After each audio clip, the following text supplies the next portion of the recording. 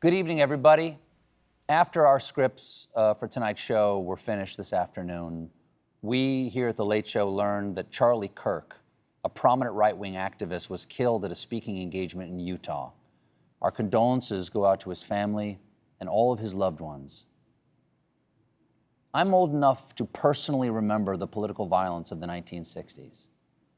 And I hope it is obvious to everyone in America that political violence does not solve any of our political differences. Political violence only leads to more political violence. And I pray with all my heart that this is the aberrant action of a madman and not a sign of things to come. And now, ladies and gentlemen, the show that we had prepared for you. Welcome, one and all, to The Late Show. I'm your host, Stephen Colbert. Folks, when you talk about what's going on in the world, like we do, for a living around here, you always got to brace yourself for the kind of headline that might be in a future documentary. Well, we just got one because earlier today, Poland accused Russia of invading its airspace. Yikeskis. For some stories, you just got to talk about it in black and white. Dateline, September 2025. Russian drones are on the march, crossing over the Polish border as Allied forces in Europe ready their response. Here at home, Chancellor Trump springs into action, performing his terrifying war dance. Sorry, ladies, he's swollen. Here's why it's a big idea. Poland is in NATO, and so are we. And NATO's Article 5 says that an armed attack against one shall be considered an armed attack against them all. Basically, NATO has the same rules as a bachelorette party at medieval times. Okay, you come for Shayna, you come for all of us, okay? It's her special day, and you don't want to see. You do not. No, I'm handling this. You do not want to see what I will do to you with this turkey leg.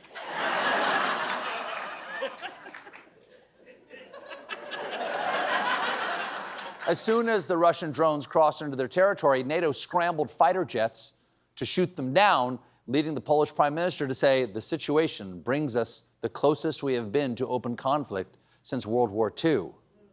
Oh, no. We're going to have to save Private Ryan again. Shouldn't be hard to find him. He always hangs out with Kimmel.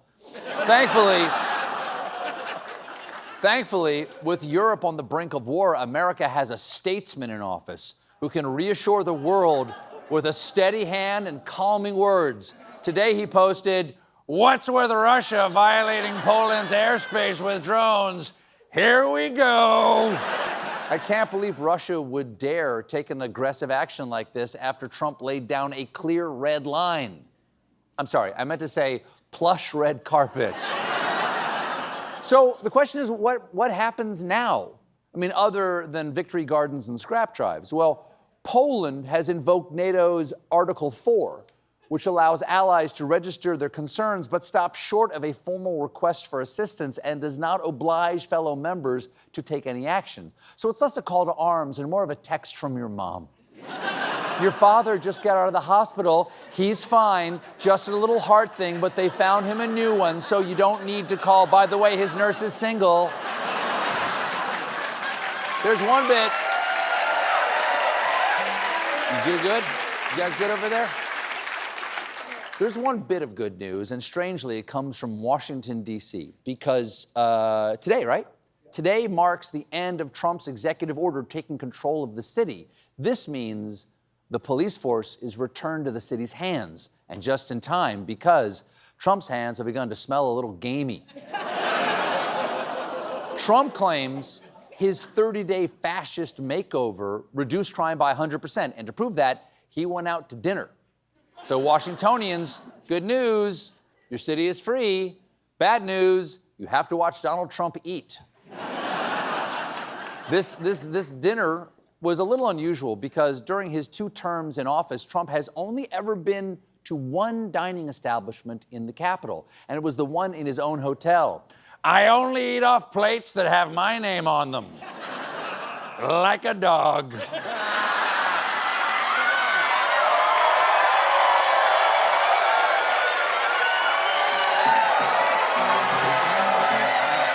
guys. Where did Trump eat? He chose to dine at Joe's Seafood, Prime Steak, and Stone Crab. Hold on a second. So the first ever non-Trump restaurant he visits is called Joe's? After that, I hope he hit up Ruth's Chris Kama's Steakhouse.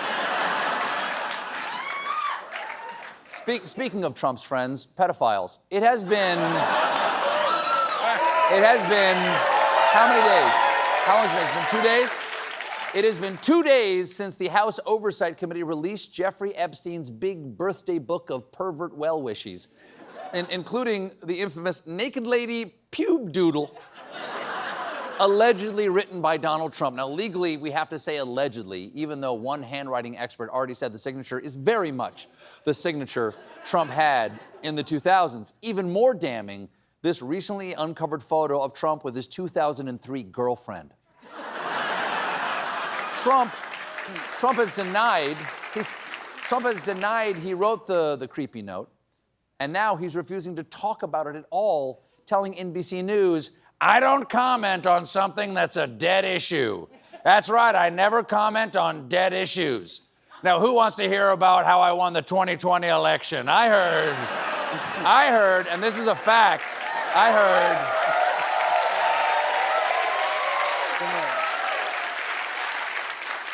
heard that coyotes were voting in California. So why is he suddenly so shy? Well, it could be because Trump is suing the Wall Street Journal for $20 billion. So a whole lot of lawyers are looking, for the truth around here.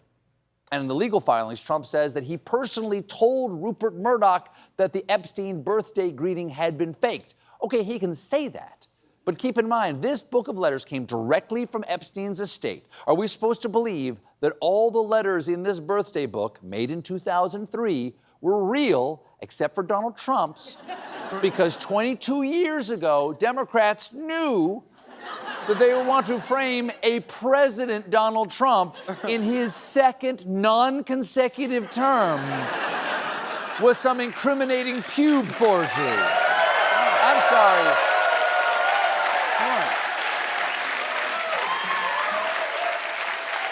I'm sorry, that does not pass the smell test, and I'm guessing neither does that birthday book.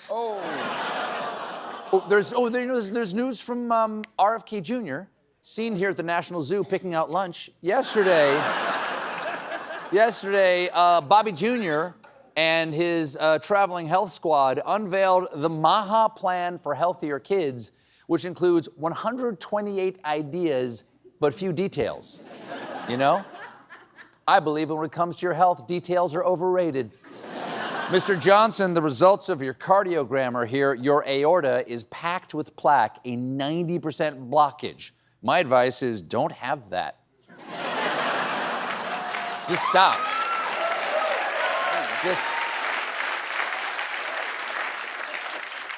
The plan is a real grab bag of normal stuff and MAGA MAHA talking points, including things like reestablishing the presidential fitness test, investigating so-called vaccine injuries, and promoting innovation in the sunscreen market, which has fallen behind other countries. I totally agree with that last one. We need much better sunscreen here in America because a lot of people don't know this, but RFK Jr. is only 26 years old.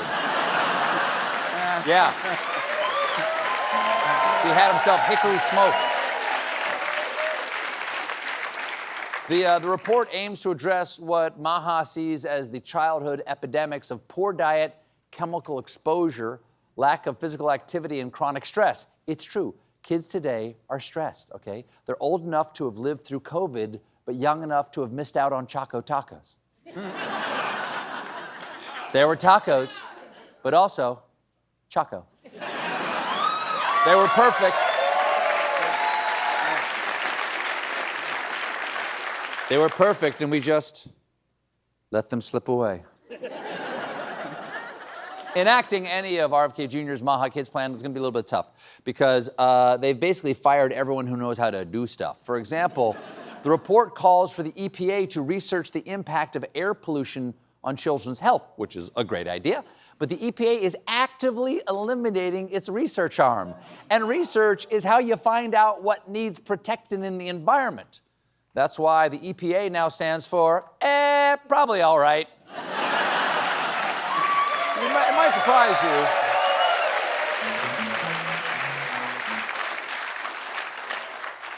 It may surprise you, but every once in a while in this administration, I agree with something that they do. For instance, thanks to RFK Jr.'s new Department of Health and Human Services, a major report that had tied moderate drinking to disease won't be released. That's more like it, Bobby.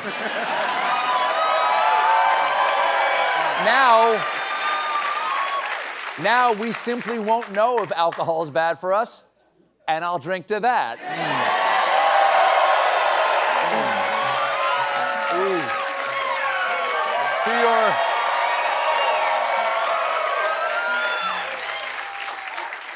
To your health, as far as I know. Don't go too far. Here's what happened. Every 5 years, HHS makes dietary recommendations based on a bunch of studies.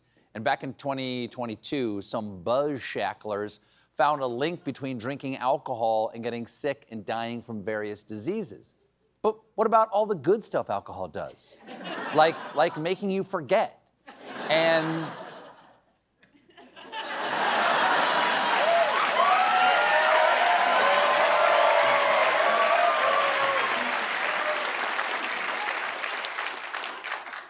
I'm sorry, what was the question?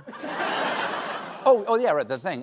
Well, why are they burying the study? They won't say, but coincidentally, representatives of the alcohol industry urge federal officials to rely only on a competing report supporting moderate drinking. And I'm told we have a picture of the author of that competing report.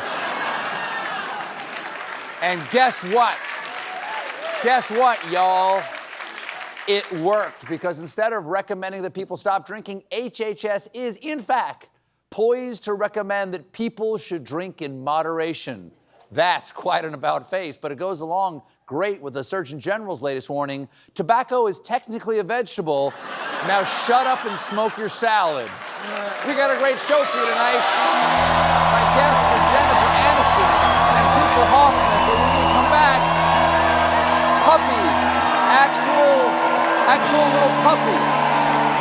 Stick around.